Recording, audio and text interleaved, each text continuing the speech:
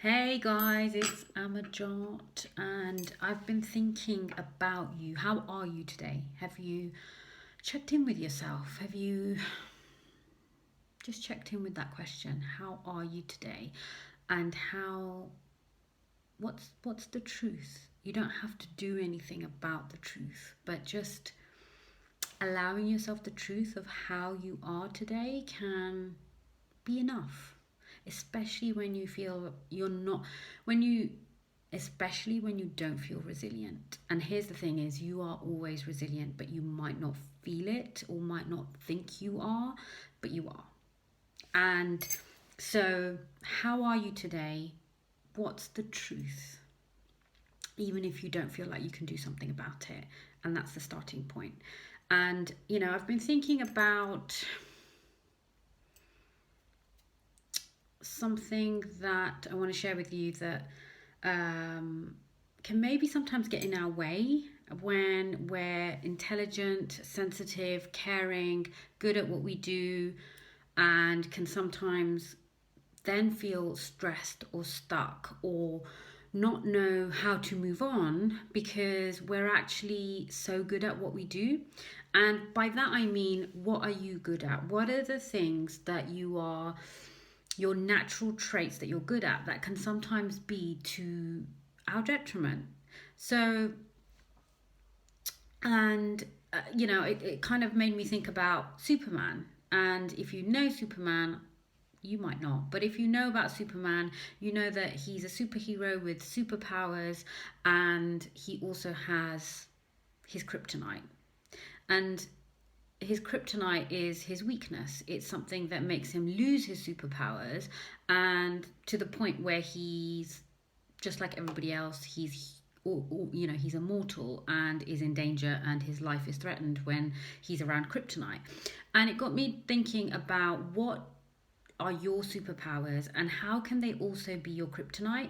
And if you know that, if we are aware of that, we can then choose to do something about it, because sometimes the things we're really good at can get in our way and affect our health and affect our how we're feeling and how we feel like we can respond to a situation, or can impact or influence how we put ourselves first or don't put ourselves first. And when we don't do that, then it can result in us feeling physically, mentally, or emotionally drained. So I'll give you an example. I'll give you what I think for in terms of, I'll give you myself as an example. And so I know I am really good at continuous improvement. I am good at taking a problem and making it better. I'm good at taking a messy situation and cleaning it up, tidying it up, and actually making it like the best thing ever. If you think of operational organizational processes, that's where my zone of genius is and was. And so I'm good at that. I'm good at helping create positive change. What I've been able to do from doing that in organizations and processes and businesses and teams is to take that into helping humans. So I can help humans to continuously improve, to feel better, to go from a place that feels stuck or messy or unstructured to a place of structure or health, or feeling better than they did and feeling like they're improving. And so, and I can do that for myself as well. I've learned how to do that for myself. And, whether it's my health, whether it's various aspects of my health, whether it's my physical health, my mental health, my emotional health, whether it's my learning, whether it's I'm learning more about how to be a better coach for you guys, whether it's I'm learning how to be better for my own health. I will find a way to do it, and I will keep continuously trying to do that. Now, where that can be my downfall, and has been my downfall, is where from a perfectionist point of view, I can keep going. And if I don't have enough to do, if I don't have enough people to serve, if I don't have enough interests to continue, then I will start to look for improvements that don't necessarily need to be improved, and or don't necessarily need to change, or it can get to the point where it's not enough. So I'll start over analyzing, and I'll start trying to fix everything when not everything can be or needs to be fixed. And by that I mean, sometimes life is messy, sometimes we learn from being in the mess, sometimes we are in a better place when we're in the mess. And by that I mean, when you whether it's a new job, a new relationship, a new place of living, whatever it might be, you end up learning more, or you can end up learning more, and certainly I end up learning more when I'm in those situations and I embrace them and not knowing what the outcome's going to be. So there's a time and a place for continuous improvement. Of course, I always love to learn and share, so I'll keep doing that. But then there's a time to embrace the messiness of life. There's a time and a place to embrace the changes that naturally occur through life. So I have to be careful that I don't overanalyze, that I don't, but then I still utilize my strengths and my traits to the best of their ability, because then I'll be bored. So it's about balance for me. So now I'm aware of that, I can still catch myself off guard, but now I'm aware of that, I can keep bringing myself back to my strengths. Okay, so where can I use my skills of continuous improvement, of helping others, of learning and sharing, so that I am getting something out of it and the people I work with are getting something out of it. And so I invite you to do the same, because if we don't know this, then we can get stuck. Overanalysis causes stress. It causes our thinking center to shrink. It causes our stress responses to grow. So overanalysis, or not giving ourselves enough care, draining ourselves because whether we're overthinking or overhelping, can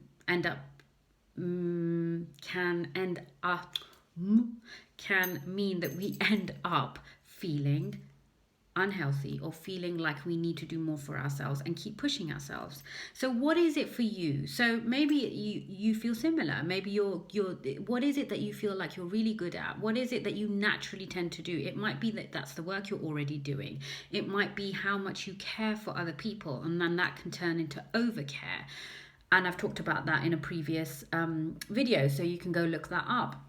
It might be that you're really loyal, and so you're really good at showing up for people, at having their back, at getting things done for them. But then it's to your detriment, because then it's not always returned, and you feel resentful because you feel like you're the only one doing this. So again, the clues are in how are you feeling about yourself? If you're feeling resentful, or if you're feeling drained, or if you're feeling like you don't want to do this anymore, then those are clues that you haven't given enough care to yourself. And all of these things, when your strength tips over out of sync, or you're feeling out of sync, then most likely it's going to have an impact on you or your body or your body. So those are the clues. It could be that you're great at communicating, at speaking, at sharing things with others, at making sure that a room full of people know exactly what they need to get done, and doing that. And then when you're out of sync, when you're doing that too much, when there's not enough balance there, or enough feeling in sync for you, then again, it might be that you haven't communicated to yourself. You haven't given enough time to yourself. # self-love. I'll always try and put that in there. So what is it? What are those traits? I think I wrote a couple of other examples. Yeah, so, the overcare, if you're caring too much, what are the other traits that you can think of? And then once we know those, awareness. Okay, so awareness, I will also write, so check in with yourself. Does it feel icky? Do you feel resentful? Does it feel, what is going on when you might be overdoing your strengths? Because we are all superheroes. We all have superpowers. I truly believe that. But if we overdo it, it means that we're not able to utilize those superpowers for ourselves and for other people. So where does it feel icky or resentful? Notice it. And then don't give yourself a hard time. So yeah, if you've noticed it, if you've overdone things, if there's been overcare, or if there's been overanalysis, whatever it might be, it's, let's not get into that cycle of giving ourselves a hard time. So let's find some evidence. For starters, breathe through your heart, have a moment, wherever that is. Do it with your eyes open or your eyes closed. Breathe deeply and evenly through the heart. Give yourself a few moments, and then have a think about evidence. If you feel like you've overdone it, what did you overdo? Let's write it out honestly. Get a piece of paper, but then also have a look at your strengths. So if you know what that strength is, if you've had to think about some of these, where it was some of the ones that I came up with or something else, where are you good at those things, and where are you already doing those things, and where have you maybe overstepped the mark for yourself? And write down that evidence, and then take it step by step and say, okay, well, that bit's too much for me, that bit's not enough, or I can see where I'm utilizing my strengths and I'm doing really well at work with those, but actually I don't need to take them home with me. Or actually, I think that this trait, this loyalty, should be only for my family. Not should be, but I want it to be for my family. I'm overstepping the mark with some of my work colleagues, or vice versa, whatever it might be. So take it a step at a time, look for evidence, look for how you're feeling, notice the feelings, notice the ickiness. You might not even know what those feelings are, but trust your body. If it doesn't feel right in the moment, what is it telling you? And keep checking in with yourself, and then let's start to use our superpowers in a good way without it turning into our kryptonite. I hope that's useful for you. AmarRouh, over and out.